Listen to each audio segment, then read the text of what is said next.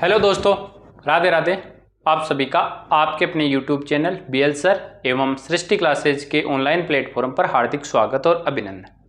साथियों, आज के इस सेशन को में अपन एक बहुत महत्वपूर्ण जो मुद्दा चल रहा है अभी उसके ऊपर थोड़ी विस्तृत चर्चा करेंगे। हालांकि कल मैंने इसके ऊपर एक वीडियो बनाया था और उसके नीचे बहुत लोगों ने एक्सपेरिमेंट किया था कि सर हाँ हो जाए तो अच्छा है। तो उसके ऊपर मैं थोड़ा सा आप लोगों के से चर्चा करने के लिए आया हूं ताकि आप लोग ऐसा ना हो कि सर हमें भ्रमित कर रहे हैं। पहली बात, मैं कभी भी कोई भी न्यूज़ देता हूं वो भ्रमित नहीं देता हूं और वो मेरी समझ पे आधारित देता हूं। क्यों, आपको पता है मैं एक तो साइकोलॉजी पढ़ाता हूं, उसके साथ में मैथमेटिक्स हूं। तो मैथ का एक सोचने का नज़रिया और साइकोलॉजी उसको किस प्रकार से अप्लाई करती है उसके ऊपर मैं बात करता हूं। मैं उस मुद्दे की ओर नहीं चलता हूं कि जहां भेड़ चाल चल रही है उसी की ओर चलते रहे, इस पे मेरा कोई फोकस नहीं रहता है। आज तक जो भी मेरे से जुड़े हुए रहे होंगे उन्होंने देखा होगा कि मेरा जो भी मुद्दा रहता है वो टू द पॉइंट रहता है, पहली बात तो। और जो बात होती है वो स्पष्ट कही जाती है और लगभग वो बात 100% सही भी होती है, लगभग कोई भी हो बात। हालांकि मैं हवा में कोई भी चीज़ का तीर नहीं मारता हूँ कि हवा में तीर मार दिया, चाहे वो कोई फाइनल कट ऑफ की हो चाहे कोई भी बात हो। तो इसके ऊपर सबसे पहले कल से नोटिफिकेशन आया, किसी को कोई पता नहीं, पहली बात तो सरकार को क्लियरिफिकेशन करना है। लेकिन अपन किस तरीके से सोच सकते हैं इसकी चर्चा इस सेशन में करेंगे। सेशन को अंत तक अच्छे से सुनना आप, तब आपको बातें समझ में आएगी, फिर आप लोग एग्री होंगे। यदि आप एग्री हो तो कमेंट करके भी बताना, नहीं हो तो कोई बात नहीं है। यदि आप पहली बार सेशन को सुन रहे हो तो चैनल को सब्सक्राइब करके जाइए, क्योंकि यहाँ पर जो भी न्यूज़ दी जाती है वो ऑथेंटिक दी जाती है और सबसे पहले भी दी जाती है। तो राजस्थान सरकार ने अपना जो वेटिंग का नियम है जिसकी चर्चा इन्होंने बजट के अंदर की थी, उसमें इन्होंने फेरबदल किया है और वो आप सबने देख भी लिया, आपके पास में भी पहुंच गया है। अब दिक्कत ये है कि प्रक्रियाधीन जो भर्तियां उसमें वो अप्लाई होगा या उनमें अप्लाई नहीं होगा, उसके ऊपर मेन मुद्दा रहता है। हालांकि मैं कह रहा था पिछले सेशन में भी, मैंने कहा था कि ये अप्लाई होगा। अब होगा क्यों, उसके पीछे का कुछ तर्क देता हूं। नहीं होगा तो क्यों नहीं होगा, उनके पीछे अपने सेशन में देखेंगे। ठीक है, कौन सी भर्ती से ये लागू हो जाएगा, मेन बात ये रहेगा कि कौन सी भर्ती से लागू होगा, विस्तार से अपन चर्चा करने वाले। ये नोटिफिकेशन कल आप लोगों के सामने परिपत्र आया है, अभी तक तो सर्कुलर आया है, गजट नोटिफिकेशन नहीं आया। पहली बात तो ये सर्कुलर आया, परिपत्र आया, गजट नोटिफिकेशन यानी राज्यपाल का हस्ताक्षर होने के बाद में इसका क्लियरिफिकेशन आएगा। लेकिन केवल अपन जानते हैं कि कार्मिक विभाग जो नियम बना देता है वही होता है, बाकी राज्यपाल की तो आज्ञा हमेशा रहती है, उनके तो सिग्नेचर होते हैं। ये तो आपने देख लिया होगी, पहले ऐसे होता था और अधिकतम 50% पदों को ही भरा जा सकता है। ये भी बात है, वेटिंग से मैक्सिमम कितने पद भरे जा सकते हैं, 50% कोई भी भर्ती आती है उसमें भरे जा सकते हैं। ठीक है जी। उसके बाद में लास्ट में ये बात निकल के आ रही है कि 1 वर्ष के भीतर कोई भी सेवा से परित्याग, मृत्यु, पदच्युति होने की स्थिति में उस पद के विरुद्ध वर्गवार प्रतीक्षा सूची के अभ्यर्थियों को चयन किया जाएगा। मतलब जिस अभ्यर्थी ने छोड़ा है, जैसे यदि ओबीसी ने छोड़ा है तो उसको ओबीसी से फिलअप करो, एमबीसी ने छोड़ा है तो एमबीसी से फिलअप करो, ये बात सबको पता है। लेकिन मेन बात फंसते यहाँ पर, देखो यहाँ लिखा हुआ क्या है, अतः सभी नियुक्ति प्राधिकारियों को निर्देशित किया जाता है कि आगे से आरक्षित सूची का परिवर्तन उक्त निर्देशों के अनुसार सुनिश्चित करावे।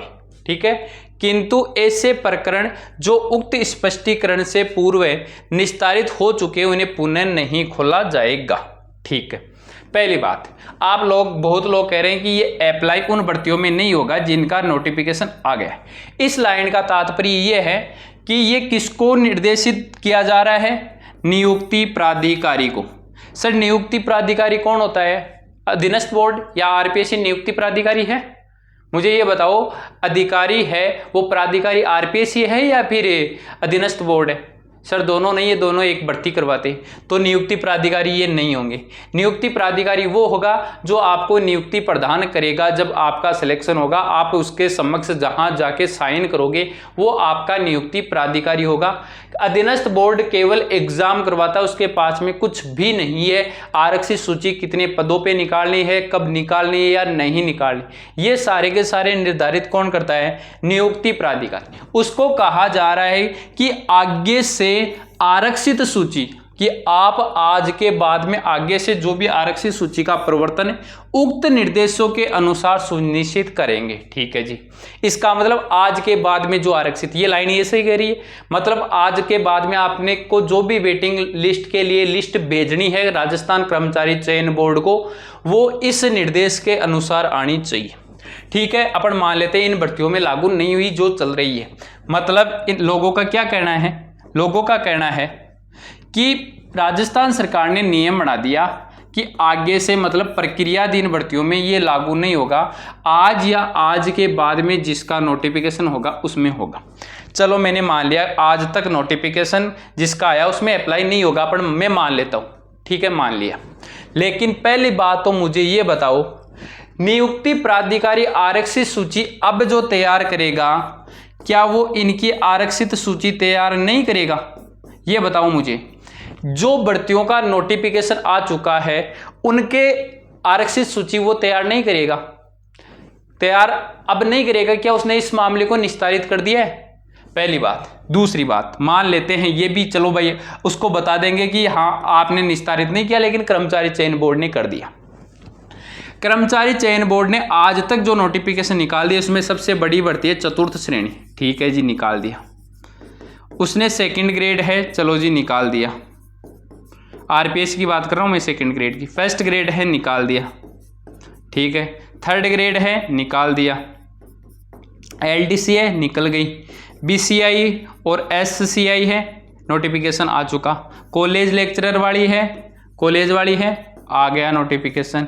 वनपाल वन के हैं, आ गया नोटिफिकेशन, ठीक है। अब मुझे ये बताओ, इन भर्तियों के नोटिफिकेशन आ चुके हैं आज से पहले, इसका मतलब इन पे अप्लाई नहीं होगा। तो पहली बात तो जो नियुक्ति प्राधिकारी होगा उसको ये बताएंगे इसके अंतर्गत आपको इस प्रकार की वेटिंग नहीं निकालनी, ऐसे कह के निकालेंगे। मुझे ये बताओ इनकी वेटिंग कब आएगी? जब इनकी ज्वाइनिंग होगी। इनकी ज्वाइनिंग कब होगी? कि सर इनकी ज्वाइनिंग हो जाएगी, ऐसे मान लो हमारे अनुसार 2026 अगस्त से शुरू हो जाएगी इनकी ज्वाइनिंग। अगस्त में, सितंबर में, अक्टूबर भी जाएगी कोई वैकेंसी, यहाँ तक इनकी ज्वाइनिंग हो जाएगी, ठीक है। इनकी ज्वाइनिंग हो जाएगी। इनकी आरक्षित सूची कब आएगी? इनकी आरक्षित सूची आएगी अगले सितंबर के आसपास। एक साल तो पहले इनको देना पड़ेगा, उसके साथ में उसको मौका भी देना पड़ेगा कि आ विद्यार्थी ज्वाइन कर, आ विद्यार्थी ज्वाइन कर, आ विद्यार्थी। ऐसा 6 माह तक का बना रखा है। पहली बात तो 6 महीने तक तो ये सिस्टम चलता है, ठीक है। ये भी मान लेते हैं कि वो आरक्षित सूची उसके हिसाब से तैयार कर देगा। चलो आज वैकेंसी आएगी नहीं, ये तो सारी भर्तियां चली गई, ये तो गर्त में गई। अब नई वैकेंसी आज नोटिफिकेशन आएगा। वो नोटिफिकेशन किसका आएगा? वो नोटिफिकेशन आएगा सीईटी का। किसका आएगा? सीईटी का। सीईटी कोई भर्ती नहीं है पहली बात। सीईटी कब करवाएंगे? सीईटी करवा रहे हैं दिसंबर में। सीईटी कब करवा रहे हैं? दिसंबर में, जिससे राजस्थान पुलिस होगी। दिसंबर में करवा रहे हैं। इसका रिजल्ट कब आएगा? सर इसका रिजल्ट आएगा फरवरी या मार्च में 2027। आप खुद सोचना, कॉमन सेंस लगाना। देखें फरवरी 2027 में इसका नोटिफिकेशन रिजल्ट आएगा। उसके बाद में, इसका रिजल्ट आने के बाद में भर्तियों के नोटिफिकेशन आएंगे। उसके बाद में भर्तियों का नोटिफिकेशन आएगा, मतलब एलडीसी आएगी, वीडियो आएगी। उसके बाद में एलडीसी हो गई, वीडियो हो गई, राजस्थान पुलिस हो गई। उसके बाद में ये भर्तियां आएगी पहली बात। फिर इनका ये भर्तियां आएगी, रिजल्ट के बाद में इनका नोटिफिकेशन आएगा। सर कब तक आएगा? जून जुलाई मान लो, जून मान लो लास्ट, ऐसे मान लो, या चलो जून को भी छोड़ो, ऐसे मान लो फरवरी मान लो। फरवरी में नोटिफिकेशन आ गया, फरवरी में इनका नोटिफिकेशन आ गया। फिर इनकी एग्ज़ाम होगी।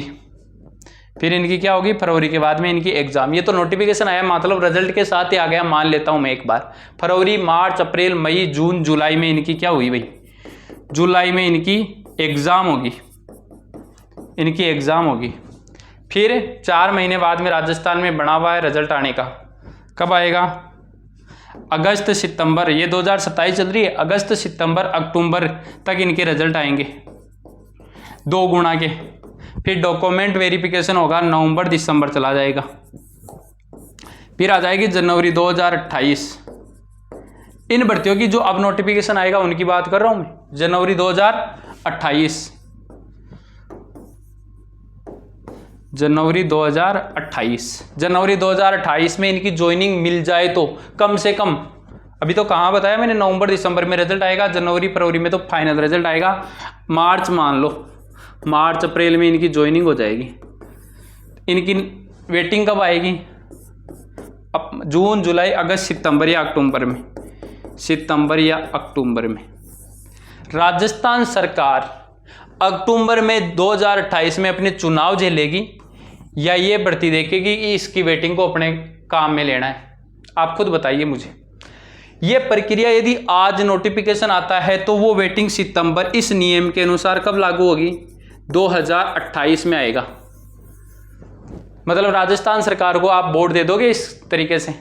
आप खुद सोच अंदाजा लगाइए। मान लेता हूं कार्मिक विभाग कह रहा है, सब कह रहा है, एलपी पंत जी कह रहे हैं, और भी बहुत लोगों के समझ में आ रहा है, सब कह रहे हैं। आप खुद बताइए, आप एक विद्यार्थी हो, आप मेहनत कर रहे हो, पढ़ रहे हो, वो तो चलो भाई, और तो उनका तो काम है न्यूज़ बताना है। आप तो पढ़ रहे हो, मैं पढ़ रहा हूँ, मैं आपको पढ़ा रहा हूँ, मैं भी चीज़ें समझ रहा हूँ, मैं भी पढ़ा लिखा हूँ, आप भी पढ़े लिखे हो। अब मुझे ये बताइए, राजस्थान सरकार को आप वोट दे दोगे क्या? खुद बताओ, क्या इस निर्णय से राजस्थान सरकार को आप वोट दे दोगे क्या, जिसकी फरवरी 2026 के बजट में बात की गई है कि हम इस प्रकार की कोई प्रक्रिया लागू करेंगे, उस प्रक्रिया का अप्लाई होगा 2028 में, तो क्या आप उस राजस्थान सरकार को वोट दे दोगे क्या? आप खुद बताइए। क्या सरकार के जो भी इनके बनाते होंगे नियम वगैरह, वो क्या इस सरकार को इतनी बेवकूफ़ समझ रहे हैं? क्या ऐसे नियम बनाएंगे जो 2028 में अप्लाई होगा? खुद सोचिए, 2028 शुरू से पहले तो किसी भी कंडीशन में ये प्रक्रिया लागू ही नहीं हो सकती यदि ये इन भर्तियों में लागू नहीं हुई। ठीक है जी, फिर मान लेते हैं इन्होंने सर बना दिया होगा, अब जाके लगा लेंगे होगे भाई अपने वोट के टाइम तो काम आ ही जाए। चलो मान लिया, इन्होंने एक नियम बनाया कि 100% भर्तियों में पद बढ़ाए जा सकते हैं चलती भर्ती में।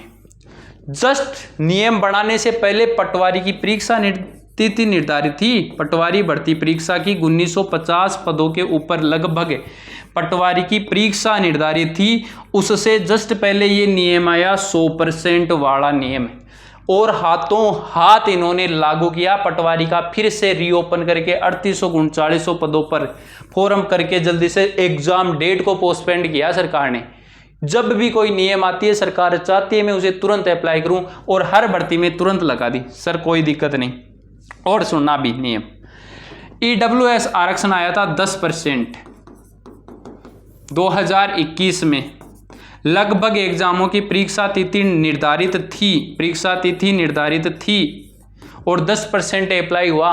वो सारी की सारी परीक्षा तिथि कैंसिल की गई और इस 10% ईडब्ल्यूएस को अप्लाई किया गया वोट लेने के लिए तुरंत, कि एग्जाम बाद में होगी, वापस नोटिफिकेशन आएगा, 10% ईडब्ल्यूएस को रिजल्ट देंगे हम। युवाओं के हित में निर्णय ऐसे लिए जाते हैं। एग्जाम इंपॉर्टेंट नहीं थी, सबको पता था हाँ ईडब्ल्यूएस आरक्षण हमारे लिए इंपॉर्टेंट है।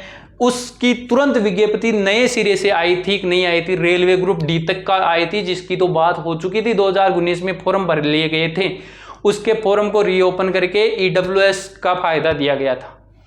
आप खुद लगाइए अंदाजा, क्या कोई सरकार इतना तक सोच सकती है क्या? तो इसका मतलब वापस मैं कह रहा हूं, ये प्रक्रियाधीन भर्तियों में लागू होगा, चाहे आज हो चाहे आपके विरोध के बाद में हो। बाकी नहीं होता है, शायद लागू होगा तो नुकसान किसी को नहीं है, लेकिन अपन खुद सोचें यदि इस बात को, तो क्या ऐसा पॉसिबल है या नहीं है? आप खुद बताइए मुझे, क्या इनमें से इन्होंने खुद ने कहा है? अब मैं वापस क्लैरिफिकेशन देता हूं, जो मेरा समझाने का मोटो था वो मैंने समझा दिया, आप लोगों को कितना समझ में आया। अब वापस देखना, अतः सभी नियुक्ति प्राधिकारी, मैं फिर बताऊं, नियुक्ति प्राधिकारियों को निर्देशित किया जाता है कि आगे से आरक्षित सूची का परिवर्तन उक्त निर्देशों के अनुसार सुनिश्चित करावे। तो मुझे ये बताओ, एलडीसी भर्ती का नोटिफिकेशन आ गया, क्या इन्होंने इस प्रकरण को, स्पष्टीकरण को निस्तारित कर दिया? इन्होंने क्या एलडीसी की इन्होंने आरक्षित सूची निकाल दी? अरे कहाँ निकाल दी? इस नियुक्ति प्राधिकारी ने कहाँ कर दिया ये काम? ये तो कार्मिक नियुक्ति प्राधिकारी को तो बेचारे को पता ही नहीं है कि मैंने इसका निस्तारण कब कर दिया। उसको तो पता ही नहीं है ये भर्ती कहाँ, ये कार्मिक विभाग से आई है, वित्त विभाग की मंजूरी मिली है, अधीनस्थ बोर्ड के पास में वैकेंसी आ गई, उन्होंने एग्जाम करवा रही है। नियुक्ति प्राधिकारी को क्या पता क्या चल रहा है। नियुक्ति प्राधिकारी ने कब इसका निस्तारण कर दिया? निस्तारण, हाँ, पटवार की जिन्होंने ज्वाइनिंग करवा दी, आपने कोई आरक्षित सूची निकाल दी, उसको नहीं छेड़ना है, ये कह रहा है खुद भी। सभी नियुक्ति प्राधिकारियों को निर्देशित किया जाता है कि आगे से आरक्षित सूची का प्रवर्तन उक्त निर्देशों के अनुसार सुनिश्चित करावे।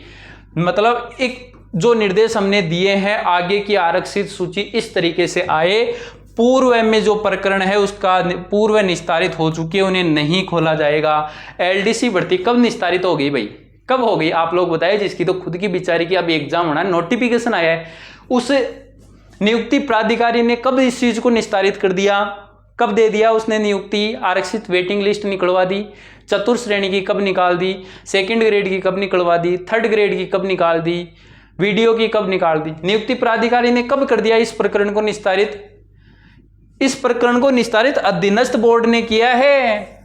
एग्जाम अधीनस्थ, इस प्रकरण का निस्तारण तो अभी तक अधीनस्थ आरएसएसबी बोर्ड ने ही नहीं किया है। कहां कर दिया निस्तारण इसका? आरएसएसबी बोर्ड ने इस चीज का विज्ञापन निकाल के एग्जाम करवा के डॉक्यूमेंट वेरिफिकेशन का रिजल्ट निकाला, इस प्रकरण को कहां निस्तारित कर दिया? प्रकरण निस्तारित हो गया। अधीनस्थ कोर्ट का कोई निर्णय आता है क्या 2-3 बार सुनवाई होती है, उस दिन ऐसे थोड़ी लिख देते हैं उक्त प्रकरण को निस्तारित किया जाता है। लास्ट में लिखते हैं जिस दिन वो फैसला सुनाते हैं, उक्त सभी प्रकरण इससे जुड़े हुए हैं, इनका आज निस्तारण किया जाता है। मतलब आज इसकी कंप्लीट फाइल क्लोज है।